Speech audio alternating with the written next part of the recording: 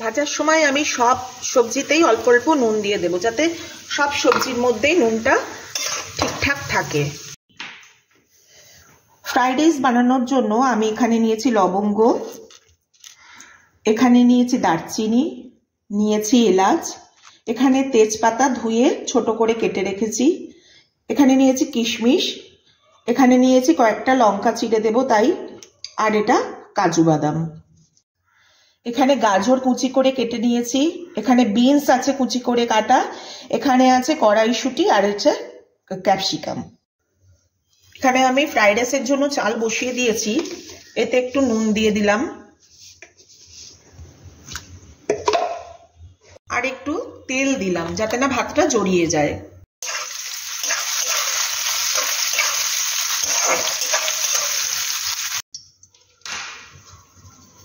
এবার দিয়ে দেব বিনসের কুচি,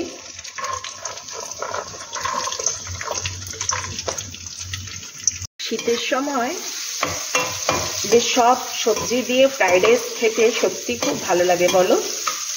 এই দেখো ক্যাপসিকাম তো বেশি ভাজে না, ভাজা ভাজা হয়ে গেছে, এবার এটাও আমি তুলে নেব। এবার এই দারচিনি, লবঙ্গ,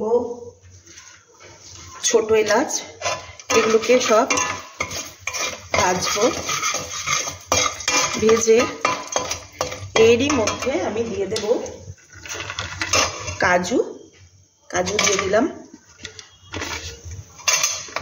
আর দিয়ে দেব কিশমিশ।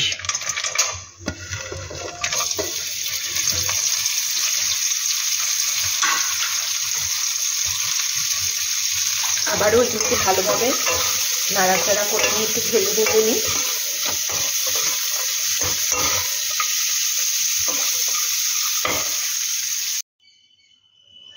দেখো বন্ধুরা, এখানে কিশমিশ কাজু সব ভেজে নিয়েছি, আর এইখানে তো ভাজাগুলো আমি দেখালামই সব। এবার আস্তে আস্তে করে ভাত আমি এতে ঢালবো, আবার একটু ভাত আমি রাখবো, রেখে আগে ভালোভাবে এটা মিশিয়ে নেব। খুব আস্তে করতে হবে কাজটা।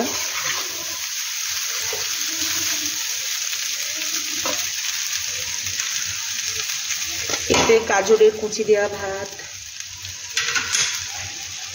এতে যাতে সব দিকে সমানভাবে যায়। এতে আমি একটু চিনিও মিশিয়ে দেব, আর দেব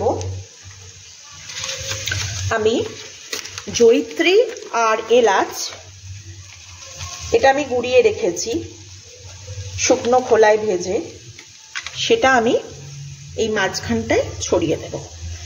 এবার এর মধ্যে আবার আমি একটু ভাত দেব,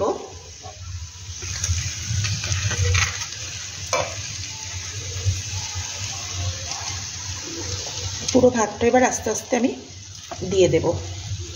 আবারও এটাকে ভালো করে মিশিয়ে নেব।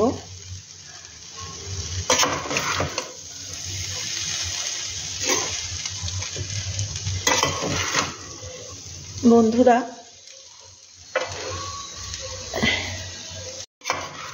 ভাতটা ভালোভাবে একটু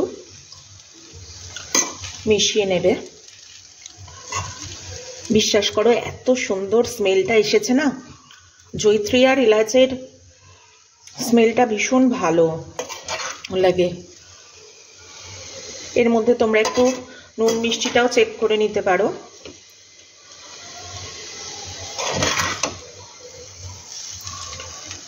সমস্তটাই খুব ভালোভাবে মিশে গেছে। এবার এটা প্রায় রেডি।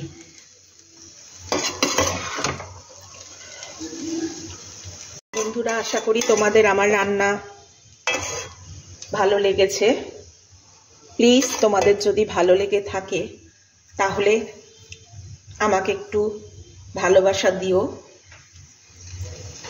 আর আমার এই চলার পথ যাতে সুদীর্ঘ হতে পারে তাহলে তোমরা একটা লাইক করো, শেয়ার করো, কমেন্ট করো। ধন্যবাদ। রান্নাটা আমার কমপ্লিট হয়ে গেছে, ফ্রাইড রাইস রান্নাটা কমপ্লিট। আমি এবার এটা চাপা দিয়ে দেব। একটু ঢাকা দিয়ে রাখবো, তারপর সার্ভ করব। দেখি মাংসটা, এ দেখো ভালো সেদ্ধ হয়েছে।